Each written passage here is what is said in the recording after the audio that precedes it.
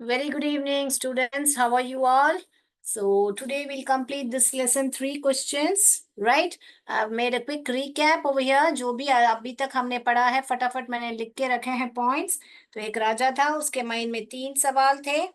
कितना मिनट हो रहा है रिवाइज करने के लिए? आप जरा देखिए, 2 मिनट भी नहीं लगेगा। देखिए, 3 क्वेश्चंस था। उस 3 क्वेश्चंस के लिए रिवॉर्ड देगा, बोलेगा king.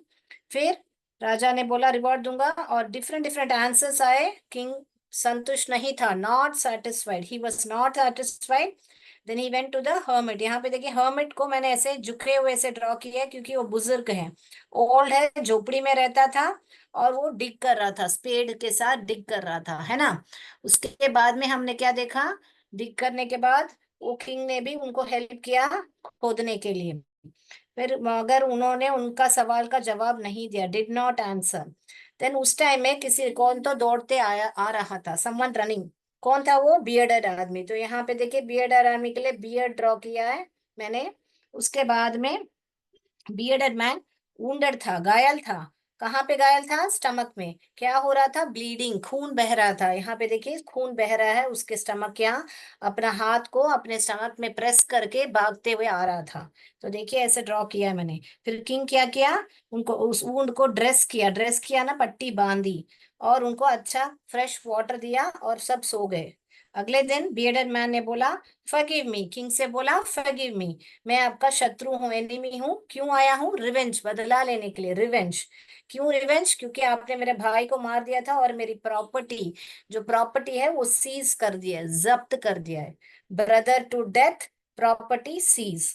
I came to kill you, जब मैं आपको मारने आ रहा था आपके बॉडीगार्ड ने मुझे देख लिया, और मैं घायल हो गया। मैं एस्केप करना चाह रहा था वहां पे, I wanted to escape.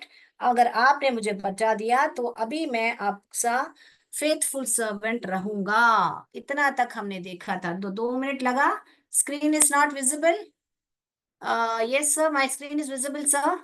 Shriram sir, I think Yes, my ma'am. Screen is visible. Yes, ma'am. या my screen is visible, right? Yes, ma'am.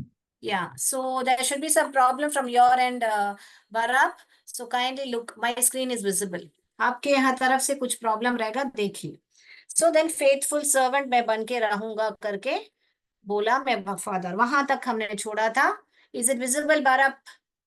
Yes, आपका दिख रहा है अभी आपके यहाँ पे?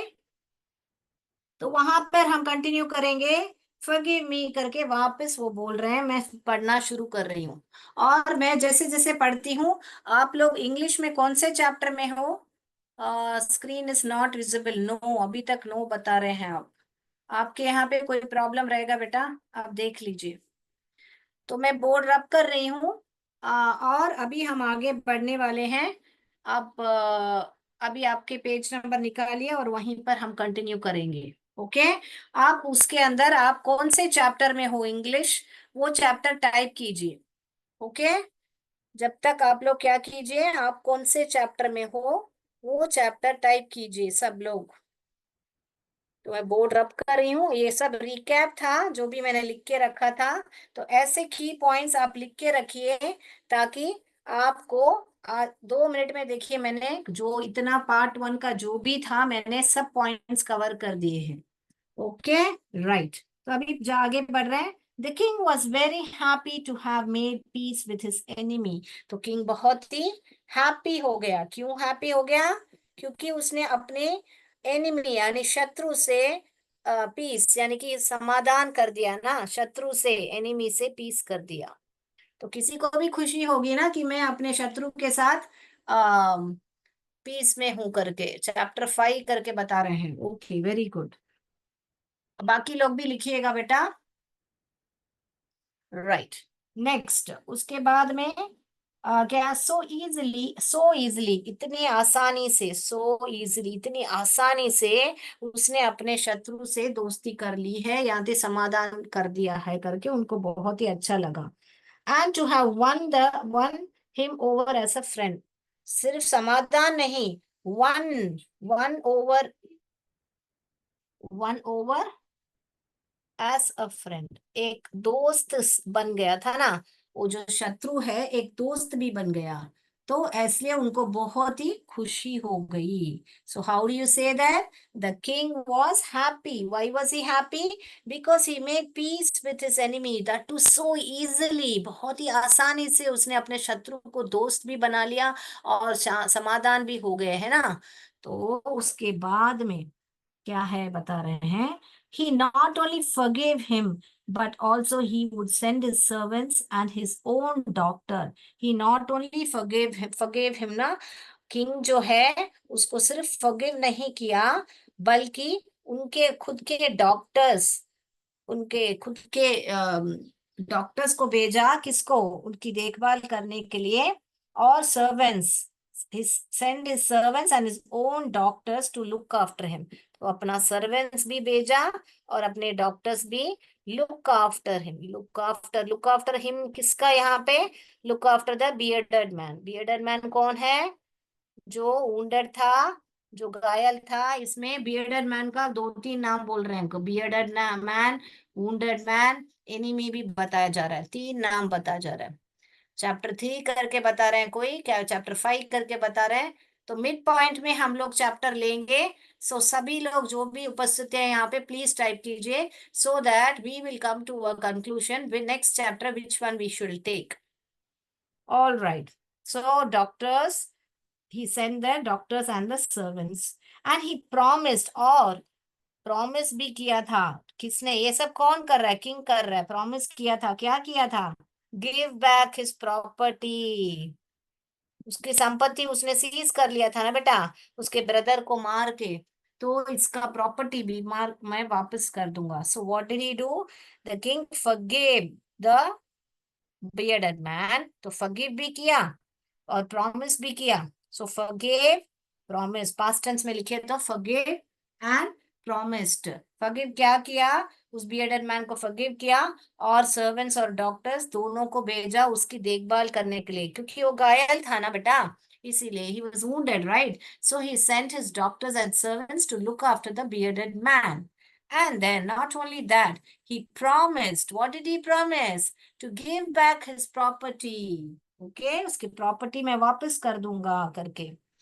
क्योंकि क्या है, अभी बियर्डेड मैन राजा का फेथफुल सर्वेंट बन के रह गया ना, वफादार सर्वेंट यानी नौकर. Right. Let's go to the next paragraph. Leaving the wounded man the king went out. अभी वुंडेड मैन को छोड़ दिया, ये सब करके छोड़ के कहाँ गया? बाहर गया. क्या करने के लिए? आंसर्स ढूंढने के लिए, है ना. उनका मेन आने का तात्पर्य क्या था? What was the reason he came to the hermit? To get the answers. अभी तक तो जवाब नहीं मिला. Let's see now. So leaving the wounded man, the king went out of the hut and looked around for the hermit. आसपास देख रहा था hermit कहाँ पे है.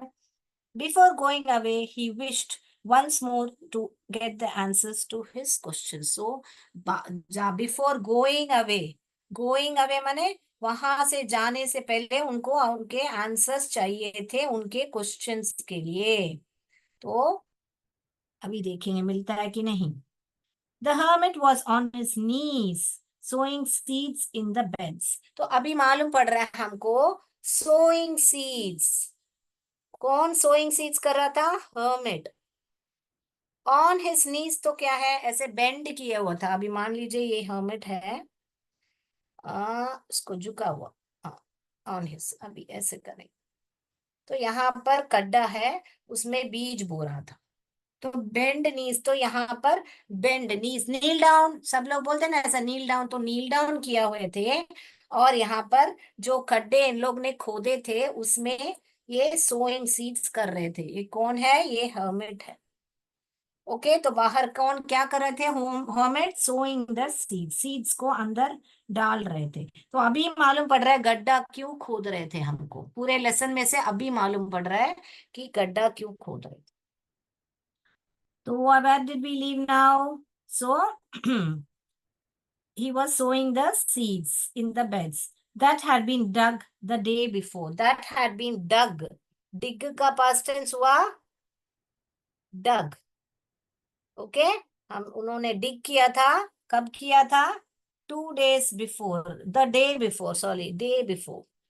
एक दिन पहले, डे बिफोर माने एक दिन पहले, अ डे बिफोर बता रहे हैं, ए डे बिफोर, तो एक दिन पहले किसने खोदा था? दोनों हर्मिट और किंग ने दोनों मिलके खोदा था ना। तो वहां पर क्या कर रहे थे hermit? Sowing the seeds. The king went up to the hermit and said, for the last time I beg you to answer my questions wise man.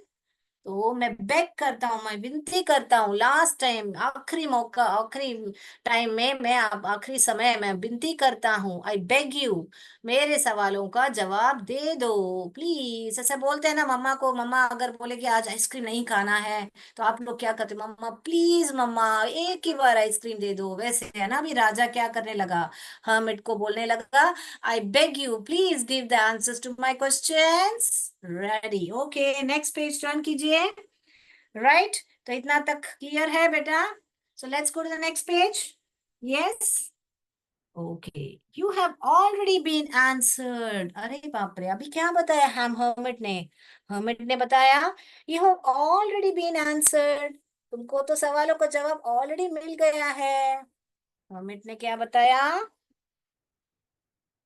You have already been answered, ऐसे करके बताया है ना। You have already been answered करके बताया, तो क्या बताया? said the hermit, still bending down to the ground and looking up at the king as he stood before him. तो अभी तक मगर झुके हुए थे, बेंडिंग डाउन तो क्या है, ऐसे झुके हुए थे, क्यों, क्या कर रहे थे? Sowing the seeds. फिर किंग को देखा जो खड़े हुए थे, तो ऐसे सिचुएशन मान लीजिए ये किंग है, ये खड़े थे, और यहाँ पर ये हर्मिट है, ऐसे झुके हुए हैं यहाँ पर। तो ऐसा सिचुएशन है, सो ही इज बेंडिंग डाउन। ये बेंडिंग माने, बेंड माने झुके, ऐसे नीस को बेंड करके खड़े हैं। और यहाँ पर ये स्टूड, स्टूड क्या है? स्टैंड का पास्ट टेंस है। Stand up, I stood up. Stand up माने खड़े हो जाओ, स्टूड माने मैं खड़ा हो गया, स्टैंड स्टूड। तो यहाँ पर और stood, the king was, the king stood before him. Before him माने यहाँ पे कौन? ये हर्मिट, हर्मिट के सामने खड़े थे कि, all right, how have I been answered? What do you mean? कैसे? How? Have I been answered? कैसे? एक सवाल है, क्वेश्चन, कैसे, क्या बोल रहे हो? How have I been answered? ऐसे करके पूछने लगे। What do you mean? क्या मतलब है आपका? What do you mean? क्या मतलब है आपका? Do you not see, replied the hermit. Do you not see, तो hermit ने बोलने लगे, हेच करके मैं बोला, डू यू नॉट सी, क्या तुम देख नहीं पाते हो? ऐसे करके पूछ रहे। Replied the hermit, if you had not pitied my weakness yesterday and had not dug these beds for me, you would have gone away. तो अगर तुमने pitied, ये क्या है? पिटी, पिटी का पास्ट टेंस है पिटीड। पिटी यानी दया दिखाना। अगर तुम दया दिखा के क्या नहीं किया हो? डग द ग्राउंड, मैं मुझ पर दया दिखाकर, मैं बहुत वीक हूं ना। क्यों दया दिखा रहे थे? क्योंकि वीक थे ना, कमजोर थे ना हमें। अगर तुमने दया दिखाकर मेरे कमजोरी के ऊपर, तुमने अगर डग ग्राउंड दिख यानी कि खोदा नहीं होता, तो क्या होता था? तो तुम चले गए होते, you would have gone, would have gone, तुम चले गए होते। तो ये क्या सिचुएशन है? अगर तुम मेरे ऊपर दया दिखाकर मेरे कमजोरी, मैं कमजोर हूं ना, हर्मिट बूढ़े थे ना, कमजोर पर मेरे कमजोरी में आप दया नहीं दिखाते, तो और जमीन नहीं खोदते थे, और तुम चले जाते, और चला जाता तो क्या होता था? वहां पे उसका कौन इंतजार कर रहा था बेटा? कौन? दाढ़ी वाला आदमी इंतजार कर रहा था, है ना। तो दाढ़ी वाला आदमी क्या कर देता था? राजा को मार देता था, है ना। तो वो ही बताना चाह रहे हैं, हमें बता रहे हैं, अगली लाइन पढ़ रहे हैं, देखिए वो लाइन वापस पढ़ रही मैं। If you had not pitied my weakness yesterday and had not dug these beds for me, you would have gone away. Then that man would have attacked you and you would have wished you had stayed with me. फिर वो आदमी तुमको attack करता, attacked you, फिर तुम wish करते, wish क्या, कि मेरे साथ ही रहते थे, you would have stayed with me, कि तुम इच्छा करते थे, हरे राम इसने तो मुझे अटैक कर दिया, तो मैं आपके साथ ही रह जाता था, ऐसे करके तुम इच्छा करते थे। Is it clear? यस, इतना तक क्लियर है बेटा? So what is it? The hermit said you have already been answered. Then the king got like, how, what do you mean that I've already been answered? Then the hermit said, if you had not pitied me and if you would have not helped me to dig the ground, you would have gone. तुम चले जाते थे और तुमको वो आदमी attack करता था और तुम इच्छा करते थे कि मैं hermit के पास ही रह जाता था। All right, I'm going to the next. बीच में कहीं भी डाउट हो तो डी टाइप कीजिए बेटा। Coordinators please ask students and type D, okay, if they have doubt, right? So what happened then? What did the hermit say then? So the most important time was when you were digging the best. तो यहाँ पर अपना पहला सवाल का जवाब, most important time, important time क्या था? मोस्ट इम्पोर्टेंट टाइम क्या था? Digging the ground. तो पहला जो मुख्य समय था क्या था? Digging the ground. उसके बाद में डिगिंग द बेड्स या ग्राउंड, यहाँ पर बेड्स बता रहे हैं तो आप बेड्स ही लिखिए। And I was the most important man, और मोस्ट इम्पोर्टेंट मैन कौन था? आई माने यहाँ पे कौन? हर्मिट। उसके बाद में क्या बता रहे हैं?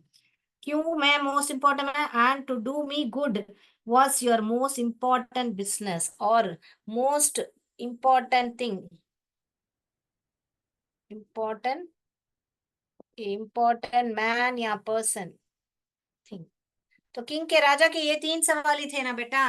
इम्पोर्टेंट समय कौन है, इम्पोर्टेंट व्यक्ति कौन है, और इम्पोर्टेंट थिंग क्या है मेरे लिए करने के लिए। तो ये help the hermit.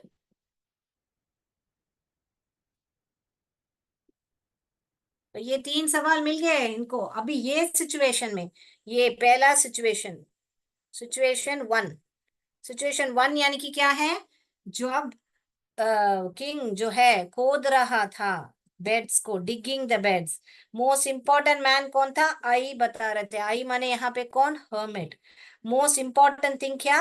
Help the hermit. क्या हेल्प किया किंग ने? बहुत वीक, कमजोर थे ना, तो उनको क्या किया? उन्होंने खोदा ग्राउंड को। So this is very important, very very important, please note it down. इस सवाल का जवाब उनको वो परिस्थिति में जनरली नहीं है, उस सिचुएशन के लिए मिला है, फर्स्ट सिचुएशन। सेकेंड सिचुएशन क्या है? सेकेंड सिचुएशन क्या है बेटा? कौन है, कौन है इंपॉर्टेंट? क्या किया? वो दाढ़ी वाला था इंपॉर्टेंट पर्सन, अभी वो देखेंगे, देखिए अभी। इतना तक क्लियर है बेटा? So afterwards when the man ran to us, अभी सेकेंड सिचुएशन पे जा रहे हैं हम। Afterwards, when the man ran to us, the most important time was when you were caring for him. So second situation में important time क्या है? Caring for him. अब ये him कौन है? Bearded man. Okay? ये situation वन है और ये situation ऐसे लिखती हूँ, वन और ये टू। कंफ्यूजिंग है या क्लियर है? क्लियर है? क्लियर है तो सी टाइप कीजिए प्लीज। तो फर्स्ट सिचुएशन में digging the bed, second situation उस दाढ़ी वाले का केयर किया ने, उस ऊंड को उन्होंने ड्रेस किया ना। उसके बाद में क्या बता रहे हैं, क्योंकि ये ही इंपॉर्टेंट पैराग्राफ है आपके फुल लेसन में, तो इसलिए ध्यान से सुनिए। And when afterwards, when the man came running, ran to us, the most important time was when you were caring for him. Because if you had not dressed his wounds, he would have died without having made peace with you.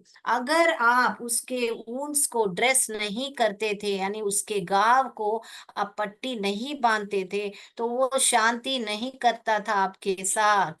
Okay, ऐसे करके बताया था। He wouldn't have made peace with you, so he was the most important man. So second situation में important person कौन था? Bearded man था।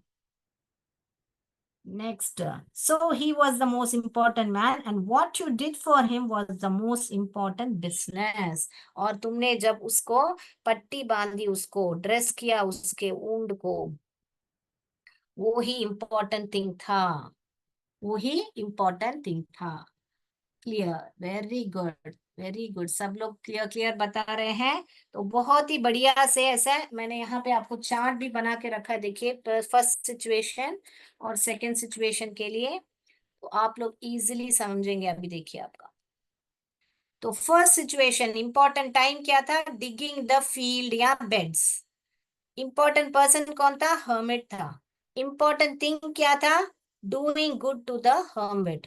Doing good यहाँ पे क्या है, यानी कि गड्ढा खोदना।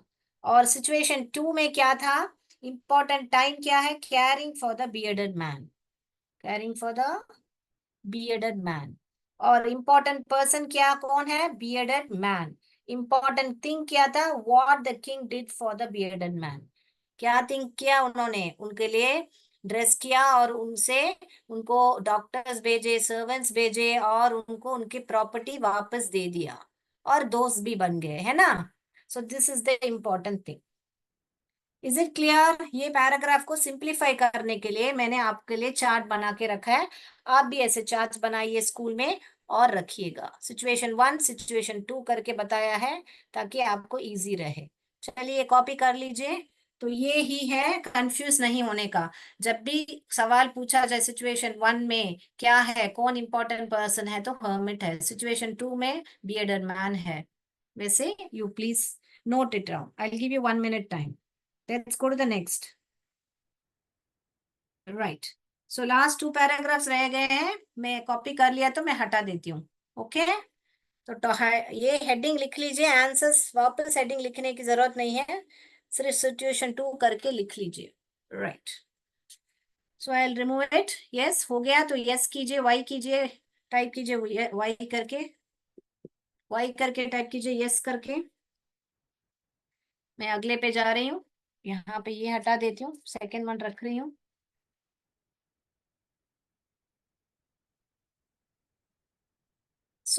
ऐसे पॉइंट्स करके आप लोग पढ़ोगे तो आपको इजीली सब समझ में आएगा।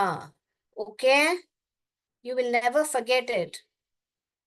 कोई भी कहानी पढ़ रहे हो, कोई भी लेसन पढ़ रहे हो, वो साइंस हो, सोशल हो, just make it into points. नहीं हुआ, ओके, नो नहीं हुआ तो मैं वापस रख रही हूँ बेटा, कॉपी कर लीजिए।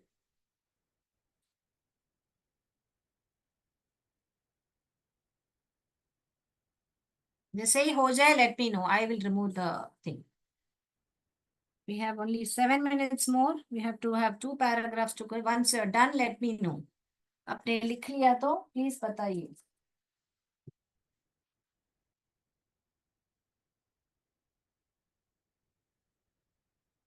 तो आप ऐसे भी साइड में लिख सकते हो। पहला सवाल जो है, what is the right thing, what is the right time to begin something, right time. तो यहाँ पर digging the field right time था, और second situation caring for the bearded man, सही टाइम पर उन्होंने अगर ये नहीं किया होता तो क्या है, यहाँ पर वो वापस चले जाते और उसको मार देता था वो बॉडी वाला आदमी। तो ये ही राइट टाइम था। उसके बाद में सेकंड सवाल क्या था, which people should he listen to. तो यहाँ पे इंपॉर्टेंट पर्सन कौन था, ओके, तो यहाँ पे हर्मिट का उसने इम्पोर्टेंट पर्सन था क्योंकि उसके लिए उन्होंने किया था। और यहाँ पे इम्पोर्टेंट पर्सन कौन था, bearded. What is the most important thing for him to do, कौन सा इम्पोर्टेंट थिंग है। तो यहाँ पर उस सिचुएशन में आप जो कर रहे हो वो ही इम्पोर्टेंट है, बोलने का मतलब है। ओके, आपका एग्जाम्स आ रहा है तो उस सिचुएशन में आपको क्या करना है, उसकी प्रैक्टिस करनी है, पढ़ाई करनी है। So that is the thing will you do, that is the important thing, right. बैठ के टीवी देखने से या प्रैक्टिस नहीं करने से आपको क्या होगा, नहीं होगा ना आपका जो भी आप प्राप्त करना चाहते हो। So what is the most important thing, तो इस सिचुएशन में doing good for the hermit, इस सिचुएशन में what the king did for him माने बियर्डेड मैन। ओके, तो तीन सवाल भी मैंने रिवाइज कर दिया है सिचुएशन। तो मैं उम्मीद करती हूँ आपने कॉपी कर लिया है बेटा। तो मैं बोर्ड से हटा रही हूँ और लास्ट पैराग्राफ पे जा रही हूँ। Right, Remember, then there is only one time that is important, and that time is now. तो पहला सवाल का उसने बोला कौन सा समय है? What is the right time to begin something? That is now. Now, very very important now. क्यों? क्योंकि उस समय में जो भी उस समय आपका जिस सिचुएशन जिस परिस्थिति में हो उस समय में you have to act. Okay, तो नाउ, इसीलिए उसका आंसर हुआ now. It is the most important time because it is the only time we have any power to act. तो उस समय में अगर हम एक्ट नहीं करेंगे, मान लीजिए गैस पे दूध रखा है, दूध ऐसे फू ऐसे उबल रहा है, आप ऐसे ही सोचोगे मैं क्या करूं तो दूध चला जाएगा तुम्हें, तो आप उस टाइम में क्या करते हैं? हम वी एक्ट इमीडिएटली और गैस को स्विच ऑफ कर देते हैं ताकि दूध गिरे नहीं. तो वैसे ही जब भी कोई परिस्थिति में when you have to act तो यू हैव टू एक्ट उस टाइम में तभी. तो इसीलिए उस सिचुएशन के हिसाब से उस टाइम जो मुहूर्त नहीं निकालना है हमको ये काम करने के लिए, उस टाइम में करना है. उसका यही मतलब है, you have to act. Okay, any power to act because it is the only time we have power to act. उसी टाइम में हमको पावर है, तुरंत एक्ट करना है हमको. फिर दूसरा सवाल के लिए, the most necessary person, the most necessary person जो है, सेकेंड सवाल जो है आपका, the most necessary person is the person you are with at a particular moment. So most necessary person is the person you are with, okay, at a particular time, particular moment. तो उस समय में आप जिस भी व्यक्ति के साथ हो वो ही इंपॉर्टेंट पर्सन है. क्या है? उस समय में, पर्टिकुलर मूवमेंट का मतलब क्या है? उस समय में आप जिस किसी व्यक्ति के साथ हो वो ही इंपॉर्टेंट पर्सन है. ये ही है आपका सेकेंड सवाल का जवाब. अभी जो आंसर्स हम देख रहे हैं वो जनरली है, कोई परिस्थिति रख के नहीं बोल रहे हैं. मगर यहाँ पर जो मैंने आपको दो चीजें बताए थे वो दो, फर्स्ट परिस्थिति और सेकंड परिस्थिति का बताया था मैंने, करेक्ट. और यहाँ पर हम जनरली आंसर्स देख रहे हैं. ओके, ये फर्स्ट वन का है, ये सेकेंड वन का है.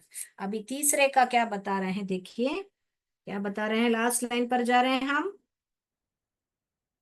Okay, so for no one knows what will happen in the future and whether we will meet anyone else. क्योंकि यहाँ पर कंप्लीट किया है क्योंकि हमको मालूम नहीं कि फ्यूचर में क्या होने वाला है, हम किससे मिलने वाले हैं करके बता रहे हैं.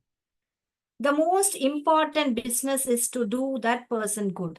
तो ये सवाल जो है, मोस्ट इम्पॉर्टेंट थिंग, उस समय पर आप जिस भी व्यक्ति के साथ हो उसके लिए गुड थिंग करना है, उसके लिए अच्छा करना है. Do good thing to that person. The most important business is to do that person good because we were sent into this world for that purpose only. That person good. क्योंकि इस दुनिया में हम उसी के लिए हमको लाया गया है, इस दुनिया में for that purpose only, purpose alone. Okay, तो इस दुनिया में हमको उस जो व्यक्ति जो हमारे साथ उस समय में है उसको अच्छा करने के लिए हमको इस दुनिया में लाया गया है. Is it clear? तो तीनों सवाल के प्रश्न का जवाब उनके राजा को मिल गया. यस और नो? आपको भी मिल गया? Right, have you all got the answers? तो ये जो है लियो टॉय करके जो ऑथर है, नीचे दिखोगे तो रीटोल्ड करके लिखा रहेगा. तो ये एक बड़ी कहानी है, उसमें से एक छोटा भाग आपको कंसाइज करके, छोटा करके आपको मेजर इंपॉर्टेंट थिंग्स बताया गया है, इसीलिए रीटोल्ड. जैसे अभी मैं आपको ये कहानी समझा रही हूँ वैसे ये जो है जो यहाँ पे लियो टॉल्स्टॉय का रीटोल्ड है. ओके, तो ऑथर कौन है? लियो टॉल्स्टॉय है.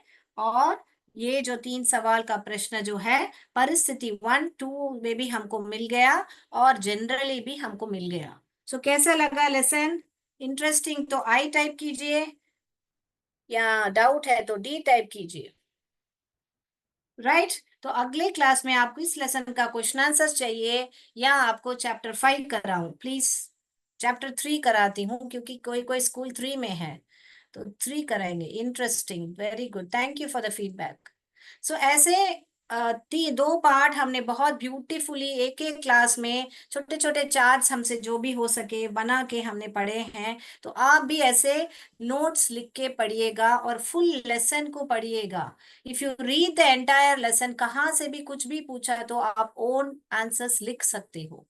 तो जल्दी टाइप कीजिए, मैं सेशन एंड करती हूँ कि आपको अगले कक्षा इसका क्वेश्चन आंसर चाहिए या आपको चैप्टर 3 चाहिए।